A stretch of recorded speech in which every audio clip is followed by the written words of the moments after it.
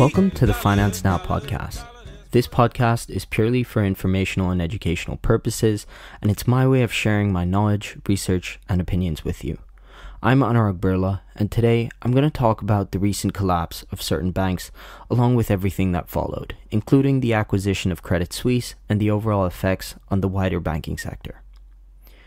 The last month was hectic, to say the least, within the banking sector, and the easiest way to break this down would be to go sequentially, in order of what happened.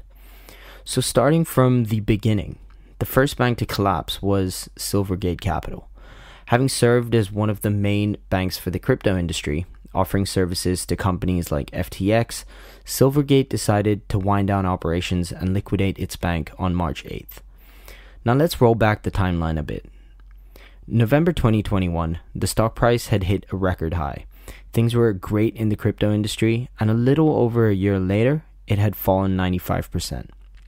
Between November 2021 and March 2023, one of the biggest things to have happened in the crypto industry was the collapse of FTX, and needless to say, this affected Silvergate really badly. For its fourth quarter, it reported a $1 billion loss as investors withdrew deposits after the bankruptcy of FTX, and in Jan 2023, the firm had laid off 40% of its staff. As regulators cracked down on the FTX case, Silvergate started to get questioned by US senators about its involvement in FTX's practices and was accused of exposing crypto market risk to the traditional banking system after it took an additional $4.3 billion loan. It also faced multiple lawsuits that accused the bank of hiding from investors its inability to detect money laundering on the platform. So in the wake of all this, they just decided that the best move going forward would be to wind down operations, and it's kind of hard to disagree here. Moving on to what marked the largest banking failure since the 2008 crisis at the time. Silicon Valley Bank. What exactly happened there? Well, it gets a little more intricate. The bank was a regional lender with $210 billion in assets and served the tech industry for 40 years. It provided banking services to a number of venture capital backed technology and life science companies and to over 2,500 VCs, so its involvement in growing the US tech industry was heavy. To understand what happened here, we have to start at the pandemic. From 2020 till 2022, SVB's bank deposit base had tripled in size during the pandemic tech boom. This was because SVB drew heavily from startup firms in the tech industry. Instead of investing in other startup firms or ventures, the bank decided to place a good amount of these funds into long-term treasury bonds and mortgage bonds, which typically give small but reliable returns during times of low interest rates. Now, since then, there have been aggressive interest rate hikes by the Federal Reserve as a counter to inflation. This led to a significant loss in the value of these treasury and mortgage bonds, and on March 8th, 2023, SVB announced a $1.8 billion loss on the sale of securities, which included these bonds. This announcement caused the share price to tank 60% the next day, as investors became incredibly concerned about the financial position, especially solvency of the bank. Depositors in SVB started to take out their funds. Michael Burry, the man behind predicting the 2008 crisis, warned that this would be similar to a situation like Enron, and Founders Fund, a VC led by Peter Thiel, withdrew all its deposits. March 10th, the sudden surge in withdrawals put the bank on the verge of collapse as SVB were not able to generate enough cash to meet the needs of the depositors. And finally, the Federal Deposit Insurance Corporation, also known as the FDIC, stepped in, took over SVB in order to try and protect the depositors. The third bank that collapsed within this period was Signature Bank, which was at the time the third biggest bank failure in US history. This collapse is sort of linked to the previous two. Signature Bank was a regional bank that became a leader in the cryptocurrency lending market. Given everything that had transpired in the crypto industry, and spooked by the collapse of SVB, depositors started to withdraw money from Signature Bank, fearing the exposure and risk to the crypto industry amidst this banking turmoil. On March 12th, the bank was shut down by regulators in order to contain fears of contagion within the banking sector. What ended up happening after that was that the fear spread like wildfire throughout the sector, which pressured regulators into setting up a system ensuring that depositors in SVB and Signature get their money back, even for amounts way larger than the $250,000 FDIC limit. These failures happening in quick succession set the global financial system on edge, and the biggest player to really get affected here was Credit Suisse. While these banking failures were not the primary cause for Credit Suisse's failure, it can definitely be seen as the last straw. Historically, Credit Suisse are no strangers to scandals, and with eyes on the banking sector, it was only a matter of time before the unstable links were weeded out. Bypassing sanctions, evading taxes, a spying scandal, being involved in the collapse of 2 investment funds, a rotating group of executives, along with some serious losses in recent years, all caused the bank to be acquired by its Swiss counterpart, UBS. Breaking this down, let's date back to 2021.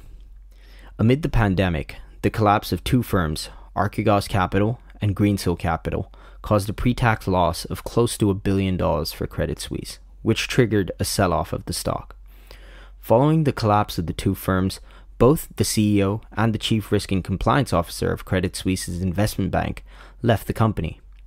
An investigation into their role in the Archegos collapse found that while there were no fraudulent or illegal actions taken, the bank had failed to effectively manage risk.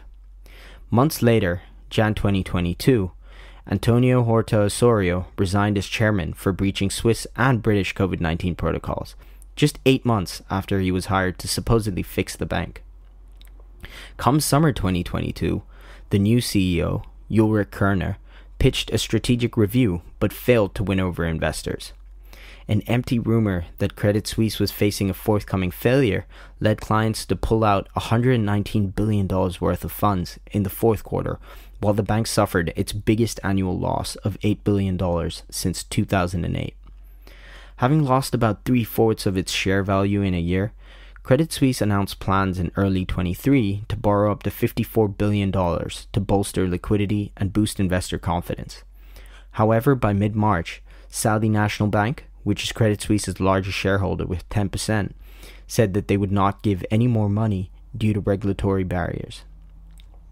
With the share price tumbling after Q4 results, March 2023 was essentially the terminal nosedive.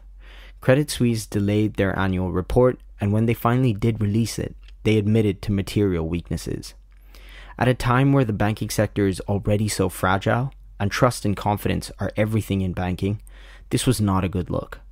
Few days later, shares of Credit Suisse rebound as the Swiss National Bank handed them that $54 billion lifeline. And while this answered short-term capital concerns, the exodus of clients was ongoing. Shortly after, realizing that the lifeline failed to restore confidence, the Swiss National Bank, along with FINMA, which is the Swiss government body responsible for financial regulation, brokered a deal for UBS to take over the company in order to save some Swiss banking and wealth management prestige. On March 19th, UBS agreed to take over Credit Suisse for roughly $3.25 billion and agreed to assume up to $5.4 billion in losses. While shareholders will receive payouts, $17 billion worth of bonds are wiped out entirely. This enraged the AT1 bondholders as their investments have been completely written down. For context, AT1 bonds, or additional Tier 1 bonds, also known as COCO bonds, are bonds designed to convert into equity when a bank runs into trouble. This leaves a lot of pending questions on the order of payout because typically when a company goes down, it's the bondholders that rank above shareholders. While AT1 bonds are a tier lower than the common equity tier, there were expectations that these bonds would be placed before equity owners but behind conventional bondholders. Now, Switzerland is not part of the EU, but European markets were in panic mode. European regulators attempted to calm the market down by issuing statements saying that, in general, AT1 bondholders would only be affected after shareholders have been wiped out entirely, so the opposite of what happened with Credit Suisse. And this caused the Bank of England to get involved as well, releasing a similar sort of statement agreeing on the ranking consensus. In reality, March was a pretty shocking month for the banking sector as a whole. and it spooked global markets and investors in an unnerving way. While the talk around it has definitely fizzled out and share prices with banks seem to have somewhat stabilized, I believe that the underlying problems haven't really been addressed. Events like this, while they do happen, are a big cause for worry, and I do hope going forward, both risk will be better managed by banks and situations be better managed by regulators. I hope you enjoyed listening to this episode, and I hope you learned something at the same time. If you made it this far, I thank you for listening. Once again, I'm Anurag Birla, and this is Finance Now.